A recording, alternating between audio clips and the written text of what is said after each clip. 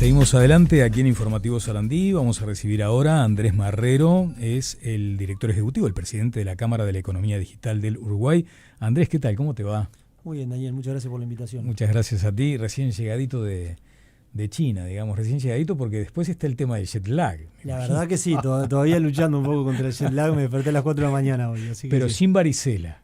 Importante, ya tuve de chiquito, así que estoy salvado. Pero... ¿Cómo tomaste esa noticia que fue dentro de lo anecdótico? Felizmente los cuadros no son graves, está la referencia del intendente de Paysandú, pero ¿te debe haber asustado un poco o no? No, una noticia imprevista en la llegada, la verdad que eso me agarró llegando y bueno, nada, creo que forma parte del anecdotario del viaje, pero claramente no hace tampoco a la esencia, así que bueno. Totalmente. ¿Qué es lo importante de ese viaje? Bueno, a ver, claramente es un viaje estratégico para el país. No me corresponde a mí profundizar en los más de 30 memorándum que se firmaron, pero claramente es importante. Es un viaje de mucha importancia para el país, concretamente para la Cámara de la Economía Digital y para el sector que nosotros representamos. Es también un hito bastante importante. Primero porque China es referencia mundial en términos de comercio electrónico, digitalización y de economía digital.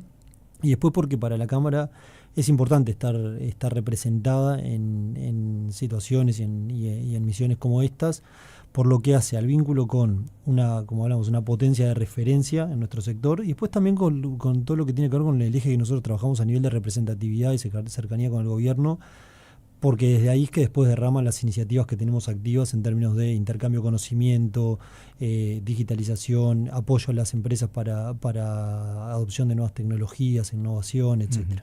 Bien, Andrés, creo que en la entrevista anterior también te lo preguntaba, pero siempre es interesante refrescar qué es hoy por hoy en Uruguay la Cámara, a cuánta gente representa, a cuántas empresas la integran, cuál es el propósito de esta entidad.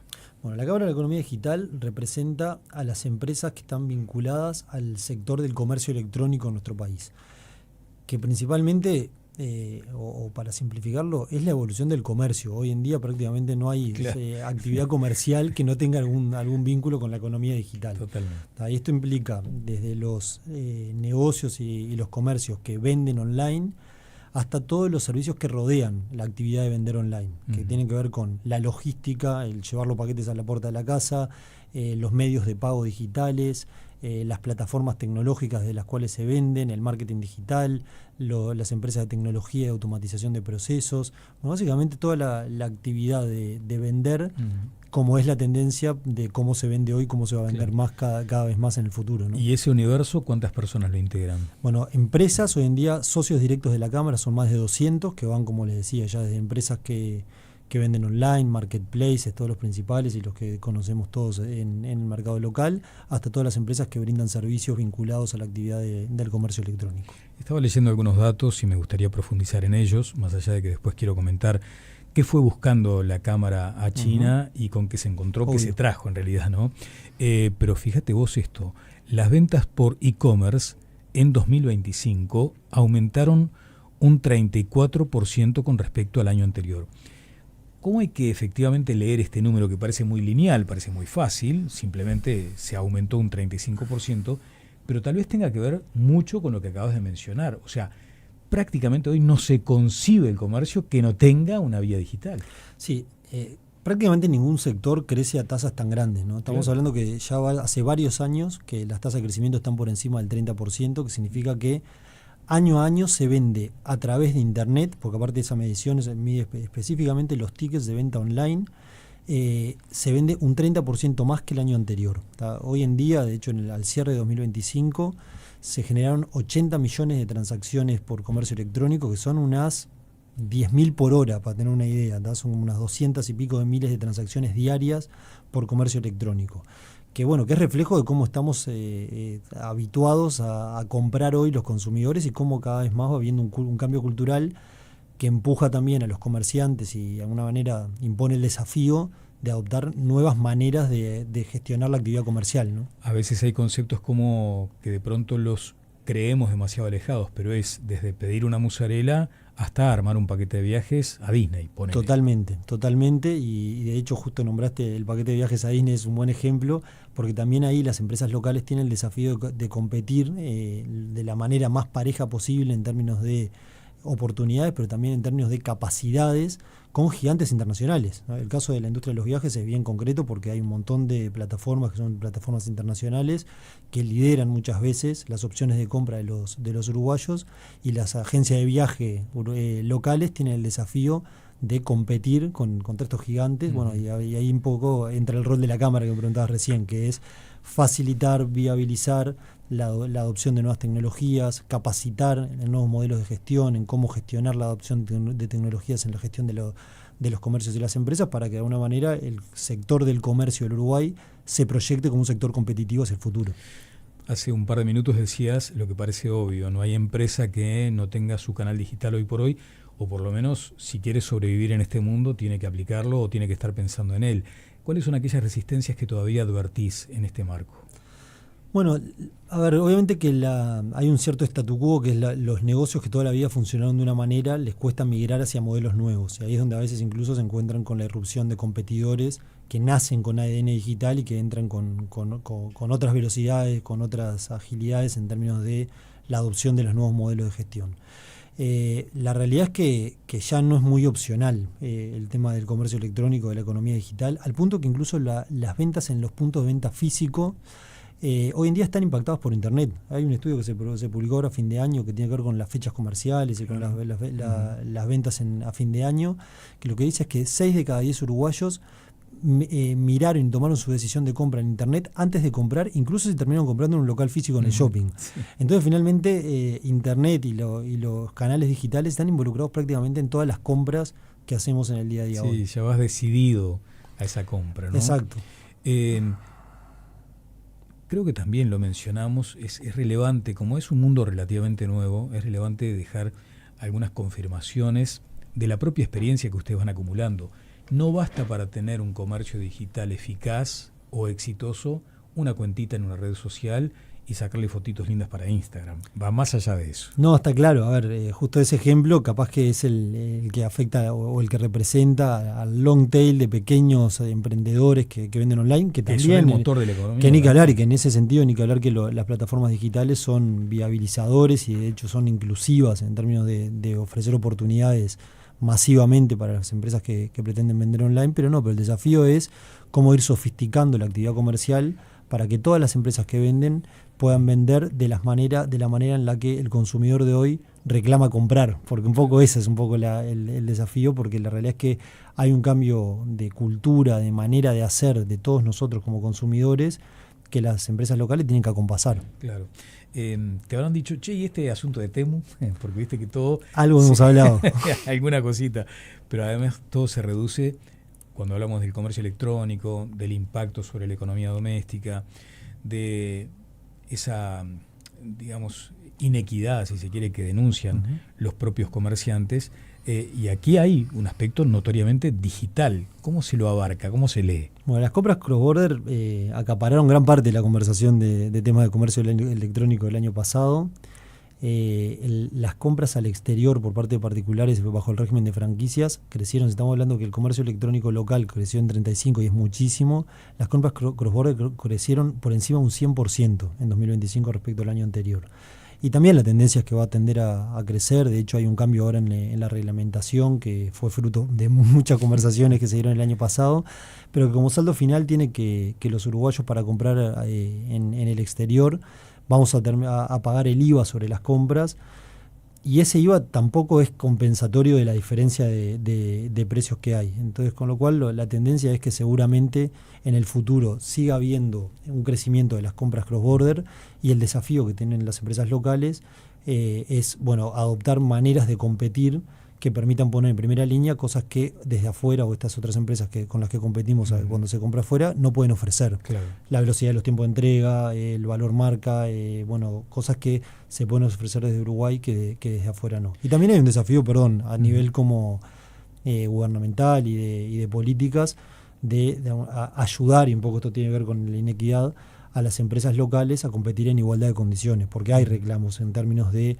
los controles que tienen que afrontar los importadores, y que cuando uno compra en el exterior, muchas mercaderías que hubieran tenido que pasar por un montón de controles que implican costos, etcétera, no pasan, ni pasan directamente.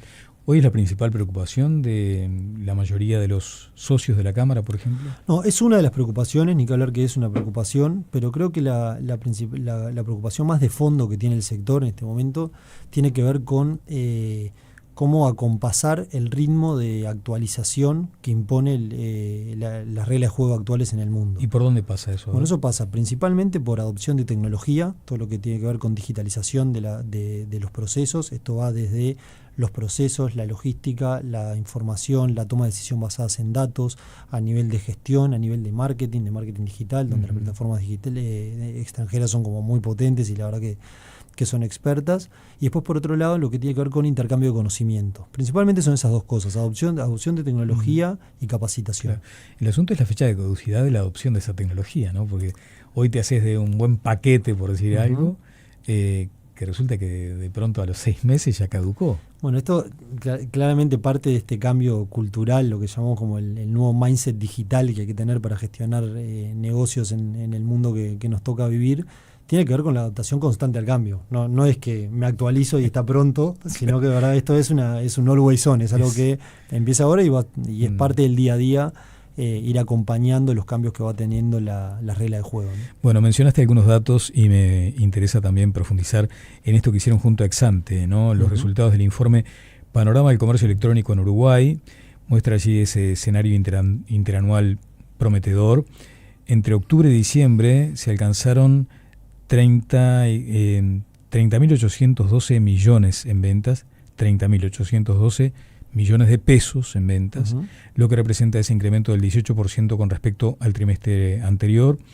Si bien se trata de un periodo en el que se espera más consumo, mencionabas eso de la safralidad de diciembre, en fin, de las fiestas, la Cámara destacó el ritmo de expansión, reflejado también en la facturación, que creció ese 31% interanual en pesos corrientes. ¿Cómo afrontar entonces? No sé si es un cambio de paradigma, es el mundo que nos toca, ¿no? Y allí es donde vos ponías el acento en que hay que estar preparados para el cambio permanente. Totalmente. Creo que es algo que ya entendimos. El desafío es que como país generemos el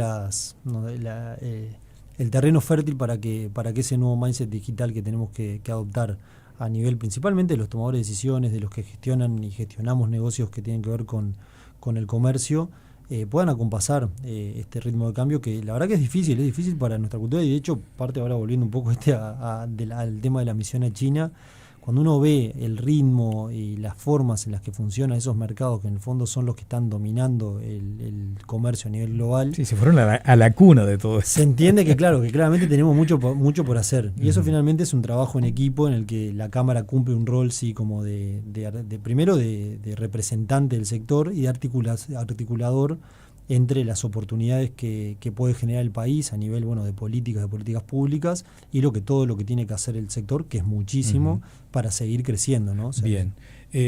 Andrés, tomaron en un momento la decisión de que había que acompañar al presidente, y allí fueron seguramente con una agenda. ¿Cuánto de eso se cumplió? ¿Cómo lo manejaron?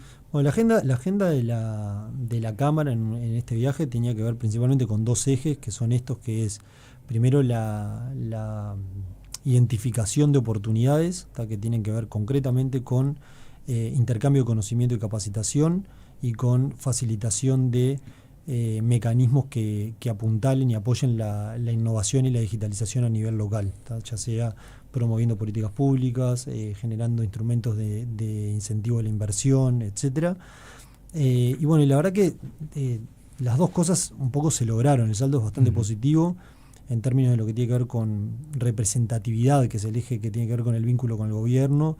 Estas instancias son muy positivas porque de alguna manera se dan en el ámbito formal y en el informal un montón de conversaciones que son el inicio de futuras líneas de trabajo que empiezan ahora, ¿no? Un networking de alto nivel. Sí, claramente son cosas que se vienen trabajando desde siempre y que en el día a día son el foco de la Cámara, pero claro, de alguna manera hay un incentivo en el que uno comparte un montón de tiempo, instancias y conversaciones en el que se puede profundizar en una manera de dejar abiertas las líneas de trabajo que después se continúan acá. Y después, bueno, a nivel más de lo que se logró a nivel de la misión, se firmaron un montón de memorándum de entendimiento, dentro de los cuales algunos tienen que ver con concretamente capacitación e incentivo a la digitalización, que son los dos temas que para nosotros nos preocupan. Claro, ¿y ahí por dónde se canaliza eso? Bueno, nosotros estamos trabajando concretamente con las áreas del gobierno que tienen que ver con el apoyo a la innovación y a la capacitación. En concreto, presentes en la misión estaba Uruguay Innova, Uruguay 21, que a través de esos dos organismos medio que se aglutina todo lo que tiene que ver con líneas de trabajo en torno a incentivo a la digitalización. Y después, por otro lado, están instituciones educativas. De hecho, tuvimos algunas conversaciones con UTEC, que también protagonizó algunos de los acuerdos que se hicieron allá, y son todas líneas de trabajo que se continúan ahora. Claro. ¿Hay cierta dispersión en los esfuerzos en el Estado para atender estos temas? No diría que al revés. Creo que en este momento hay un esfuerzo justamente a través de la iniciativa Uruguay Innova por concentrar de alguna manera todo lo que tiene que ver con las políticas en términos de apoyo a la innovación. Entonces, una sola ventanilla para muchas cosas. Ese creo que es el espíritu del trabajo que se viene haciendo a nivel de Uruguay Innova. Obviamente después los instrumentos son diversos y existen varios desde hace bastante tiempo. Un poco la intención que nos trasladan es de alguna manera concentrar una sola ventanilla que después organice después cómo se articulan cada uno de los instrumentos que hay. ¿Y cómo se puede, Andrés, materializar la cooperación china en materia de formación? ¿Qué advirtieron allí? Bueno, en concreto nosotros el año pasado ya habíamos presentado al gobierno chino a través de la embajada en Uruguay una iniciativa que tiene que ver con el armado de una misión comercial en la que empresarios uruguayos puedan visitar a los principales actores del comercio electrónico en China, principalmente para traer de primera mano aprendizajes, maneras de gestionar, conocimientos nuevos, y por otro lado también hasta un poquito inspirar, ¿no? O sea, porque de alguna manera estar ahí viendo de primera mano cómo se gestiona el marketing digital en un lugar donde está bastante más avanzado que en nuestro país, cómo se gestiona la parte logística, todo lo que tiene que ver con la gestión de plataformas de venta online, etcétera. La verdad que es una oportunidad para generar como un incentivo, un intensivo de aprendizaje que después la intención es que en esa misión participen todos los líderes del comercio digital de nuestro país, vuelvan para acá y de alguna manera esto pueda derramar, que ese es el trabajo del día a día de la Cámara. Desde ya. Y no hay asunto que podamos charlar, dialogar, conversar, que no pase en algún momento por el tema de la inteligencia artificial. Y allí es donde tenemos también un enorme desafío, imagino. Bueno, ni que hablar. Cuando hablamos de digitalización, hoy prácticamente estamos hablando en forma implícita de inteligencia artificial, ¿no? También es una tecnología que hoy en día baña y toca a todas las áreas, finalmente diría del comercio y de la industria, y concretamente en lo que tiene que ver con nosotros. Prácticamente no hay sector de la actividad del comercio electrónico donde no haya un espacio para que la inteligencia artificial agregue valor, disminuya costos o potencie oportunidades de retorno. Eso lo ven ustedes, digamos, en la cotidianeidad. Cada una de las experiencias de los socios tiene que ver con eso. Pero ni que hablar, o sea, estamos hablando desde lo que es la experiencia de usuario al momento de comprar una plataforma online, todo lo que tiene que ver con agentes conversacionales, en lo que tiene que ver con asistencia al consumidor, venta conversacional por WhatsApp, marketing digital, todo lo que tiene que ver con optimización de la gestión logística. Hoy en día, la verdad que en todos los espacios hay lugar como para que con inteligencia artificial mejore la calidad y de alguna manera el desempeño de la gestión del comercio electrónico, ¿no? Es frecuente que te comenten que el péndulo se fue al extremo de todo digital, todo dominado por la inteligencia artificial. Pero también hay veces donde vos querés hablar persona a persona, cara a cara, ¿no? Humanizar el vínculo también del comercio. ¿Hay margen para eso y de qué forma? No, ni que hablar que sí. De hecho, nunca una cosa, las cosas son como binarias o algo llega como para destruir lo anterior. Pero sí es verdad que también hay que tener cuidado de no tener una visión como nostálgica que nos impida avanzar, ¿no? A modo de anécdota, nosotros visitamos en China el puerto más grande del mundo, que es el puerto de Shanghái. Realmente una experiencia muy impresionante, o sea, se pierde en el horizonte el movimiento de contenedores Y quizás una de las cosas más no sé, como más asombrosas de la experiencia de estar viendo ese puerto, que lo veíamos a la distancia desde arriba, es que había un silencio absoluto y no había personas trabajando. No hay gente. O sea, estamos hablando del mayor movimiento de contenedores del mundo en un silencio absoluto y en una gestión totalmente automatizada. Todo robot. Bueno, tenía el dato ese de que el puerto, que es el más importante del mundo, el más grande, está manejado, si se quiere, por 300 personas. Realmente impresiona, y obviamente que también la pregunta es, bueno, ¿qué pasa con el trabajo humano, ¿no? en ese lugar?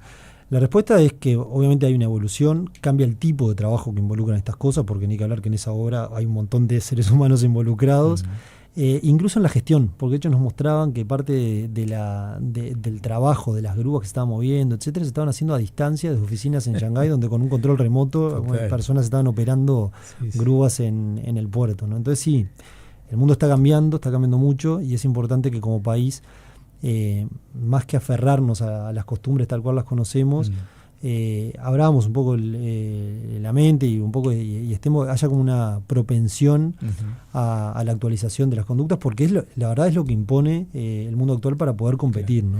Sí, me contaba Rubén Azar, que es un empresario de la logística del grupo RAS, que por otra parte en la noche ni siquiera se ven tantas luces, porque como todos los vehículos están automatizados, nadie necesita iluminar el camino, ¿no? Porque ya van directo a lo que tienen que hacer. Es impactante. Ahora, eso te puede generar también ese temor, ese pánico que te paraliza, ¿no? Porque dices, uy, si esto se viene acá, marchamos, ¿no? Sin embargo, me parece que hay que estimular otras cosas. Me parece que a nivel de formación, por ejemplo, la propia conducta o actitud empresarial.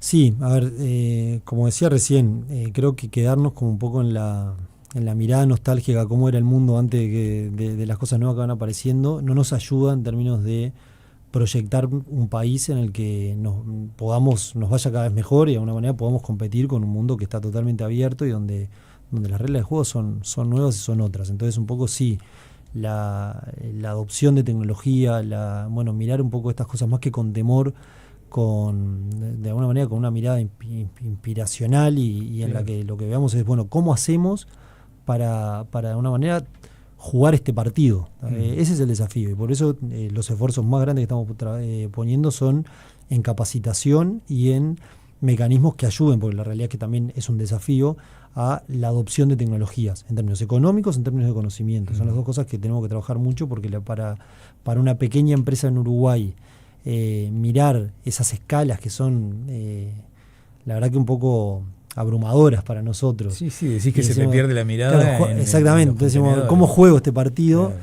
La verdad que es un desafío. Bueno, y es un desafío que tenemos que abrazar como país y como sector.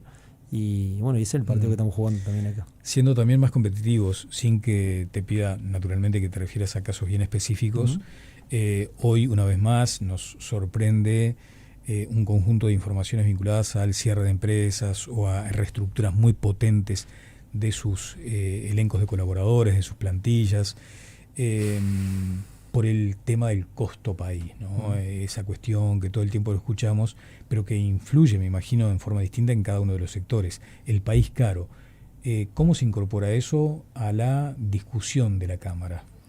Bueno, justamente, creo que hay consenso en que tenemos un país caro, y es un desafío que tenemos que de alguna manera visibilizar, y entiendo que, claro, le compete más al sector público en este momento ver cómo hacemos para bajar un poco el costo de este país, pero claramente el desafío es mucho más grande. A los desafíos de escala que tenemos, culturales y de innovación y digitalización, se suman esos desafíos que son estructurales, que es que además tenemos un país caro, tenemos una mano de obra que es más cara que la mano de obra promedio internacional.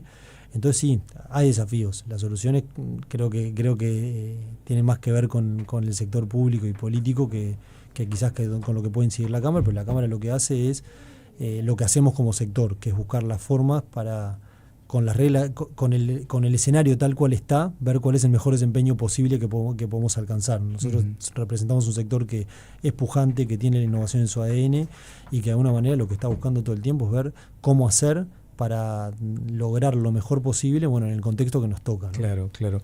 Ya prácticamente en el cierre, Andrés, hoy decías que hay una cantidad de, no sé, verticales o vectores, ¿no? O sea, no es simplemente la musarela que llega a tu casa, hay un tema logístico ahí.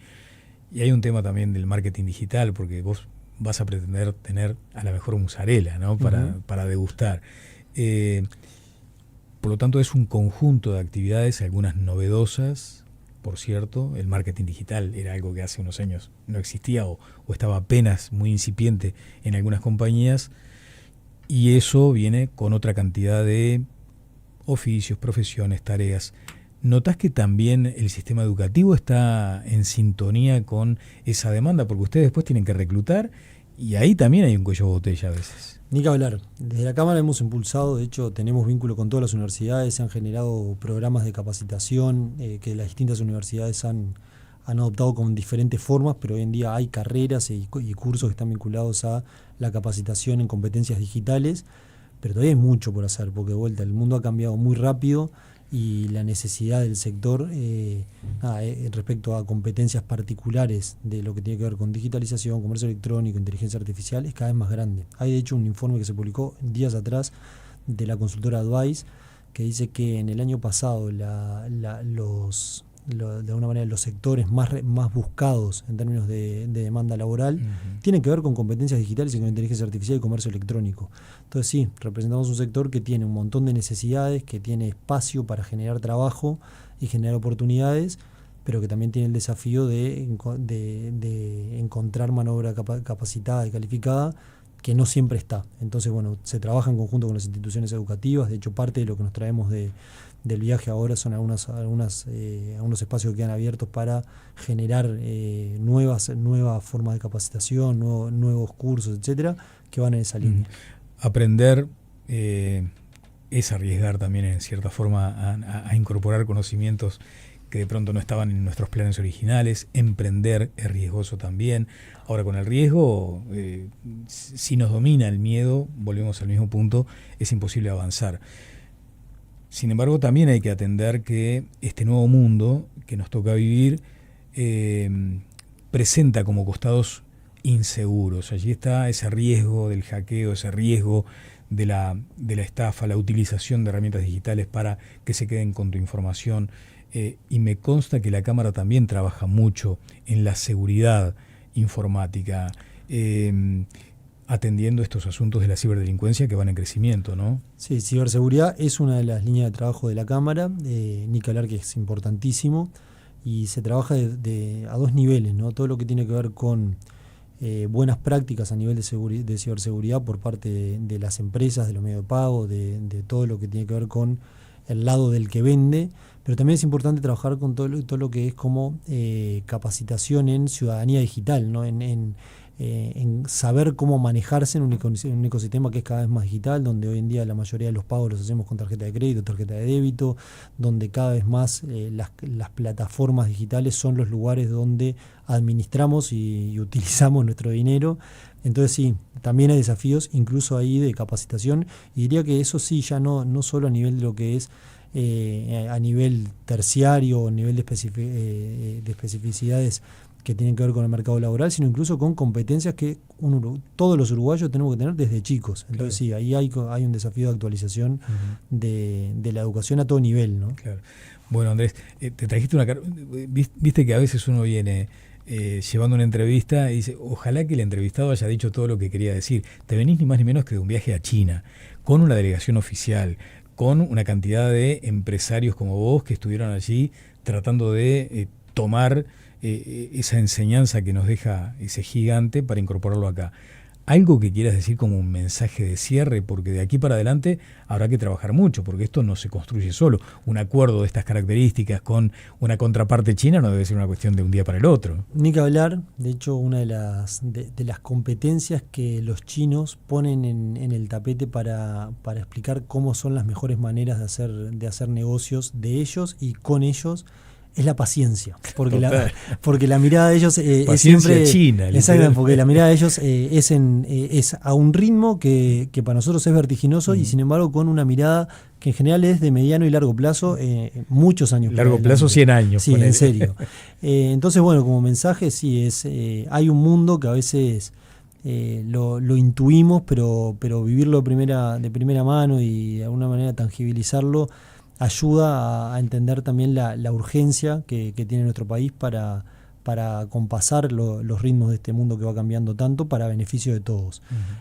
Así que bueno, y como saldo de la misión, la realidad es que entendemos que fue una misión muy positiva, donde vimos un gobierno comprometido con el desarrollo de acciones y acuerdos que benefician al país, y concretamente también a los sectores que estaban representados a través de las cámaras y de los empresarios que estuvieron participando, que fue una delegación muy grande y donde lo que se vio era que había como un interés manifiesto desde Cancillería, de Uruguay 21, por generar espacios que fueran beneficiosos para todos y que de alguna manera lo que dejen es un saldo positivo para todos a la vuelta del viaje, ¿no? Claro. ¿Habías estado ya en China? Vos sabés que yo no, de hecho mi esposa había estado como 40 veces porque tiene una actividad que tiene vínculo con China. Estaba bastante presente en las conversaciones de hace muchos años China en mi casa, y yo no había estado. Así ¿Y que qué fue lo que te impactó? Así que dijiste, pensaba que era así, pero no tanto, ponele, ¿no? Quizás esa mezcla entre una cultura milenaria, o sea, tremendamente rica a nivel de historia, de lo que es la historia reciente, con todas las cosas que uno puede saber de lo que fue el siglo XX en China, con todos sus vaivenes y sus complejidades, y una historia de miles de años para atrás, conviviendo con una China actual que es como una ventana al futuro, ¿no? Realmente la sensación es que uno está pisando varias décadas para adelante, claro, en un montón de aspectos respecto a donde estamos nosotros hoy. Claro.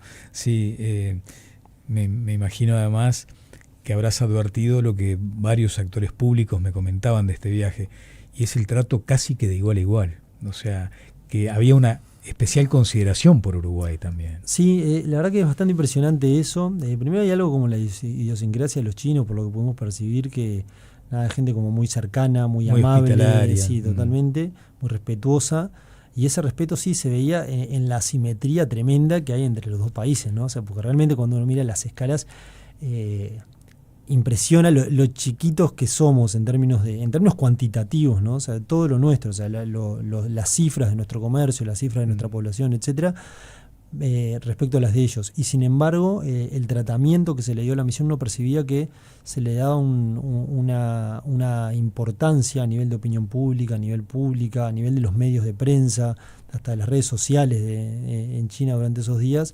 que la verdad que era satisfactorio, porque lo que se veía era como mucho respeto a lo que estaba sucediendo y a la presencia de nuestro país en territorio chino durante esos días. Andrés Marrero, presidente de la Cámara de la Economía Digital del Uruguay, muchas gracias. Muchas gracias a ti, Daniel. Bueno, estamos a la orden siempre.